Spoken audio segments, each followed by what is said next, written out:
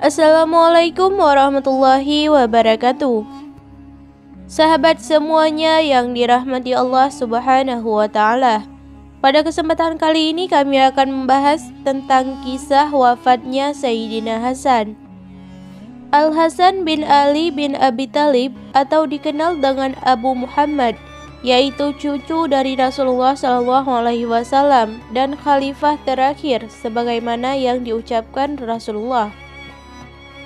Saat meriwayatkan dari Imran bin Sulaiman, dia berkata, Al-Hasan dan Al-Husain adalah dua nama dari nama-nama penghuni surga, dan tidak ada seorang Arab pun yang memakai nama tersebut di zaman jahiliyah. Al-Hasan dilahirkan pada pertengahan Ramazan tahun ketiga Hijriah. Dia meriwayatkan beberapa hadis dari Rasulullah SAW dan Aisyah meriwayatkan hadis darinya. Begitu juga para tabi'in, di antaranya anaknya sendiri yaitu Al-Hasan, Abu Al-Hawra, Rabi'ah bin Sinan, Asi Sya'bi, Abu Wa'il dan Ibnu Sirin. Dia sangat mirip dengan Rasulullah SAW. Nama Al-Hasan diberikan oleh Rasulullah SAW. Dia diakikahi pada hari ke-7 dari hari kelahirannya dan dipotong rambutnya. Rasulullah SAW memerintahkan untuk memberikan sedekah perak seberat rambut yang dipotongnya. Al-Hasan memiliki karakter yang demikian banyak. Dia adalah seorang sayyid, seorang yang penyabar, sangat tenang pembawaannya, ajeng dalam sikapnya, pemurah, akhlaknya terpuji, tidak menyukai pertengkaran dan pertumpahan darah, banyak kawin, bahkan dia pernah memberi uang kepada seseorang sebanyak 100.000. Al-Hakim meriwayatkan dari Abdullah bin Ubaid bin Umair, dia berkata, Al-Hasan menunaikan ibadah haji sebanyak 25 kali dengan berjalan kaki, sedangkan binatang kurban dituntun bersamanya. Al-Hasan memangku khalifah setelah ayahnya terbunuh. Dia dibaiat oleh orang-orang Kufah. Dia tinggal di Kufah selama 6 bulan dan beberapa hari. Kemudian datanglah Muawiyah menemuinya. Al-Hasan kemudian mengirimkan utusan dan menyerahkan semua kekhalifahan kepada Muawiyah. Namun dengan syarat khalifah setelah itu diserahkan kembali kepadanya. Dan jangan sekali-sekali dia menuntut apapun dari penduduk Madinah, Hijaz, dan Irak atas apa yang terjadi pada masa pemerintahan ayahnya. Dan hendaknya dia membayar hutang-hutangnya. Al-Hasan mengundurkan diri dari kursi khalifah pada bulan Rabiul Awal tahun 41 Hijriah. Ada pula yang mengatakan pada bulan Rabiul Akhir. Juga ada yang mengatakan pada bulan Jumadil Ula. Kemudian Al-Hasan meninggalkan Kufah menuju Madinah dan menetap di sana. Al-Hasan wafat di Madinah karena diracun.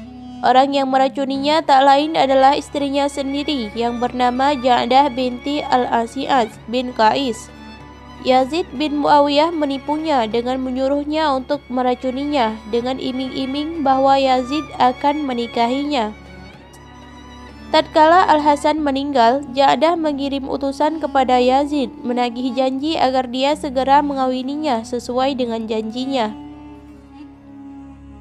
Yazid kemudian berkata, kami tidak rela kamu kawin dengan Al-Hasan, apalagi jika kamu kawin dengan kami. Al-Hasan wafat pada tahun 49 Hijriah. Ada yang mengatakan beliau wafat pada tanggal 5 bulan Rabiul Awal tahun 50 Hijriah. Ada pula yang mengatakan beliau meninggal pada tahun 51 Hijriah. Saudaranya Al-Hasan yaitu Al-Husain mendesaknya untuk memberitahukan kepadanya siapa orang yang telah meracuninya. Namun dia tidak memberitahukannya. Dia kemudian berkata, murka jauh lebih berat daripada yang saya duga, dan jika aku kabarkan maka dia akan dibunuh karena kematianku, sementara Allah Subhanahu wa Ta'ala berlepas diri darinya. Ibnu Sa'ad meriwayatkan dari Imran bin Abdullah bin Talha. Dia berkata, Al-Hasan melihat dalam mimpinya seakan-akan di antara kedua matanya tertulis lafaz Qul huwallahu ahad. Kemudian dia menceritakan mimpi yang sangat baik itu kepada keluarganya. Keluarganya kemudian menceritakan hal tersebut kepada Sa'id bin al-Musayyib.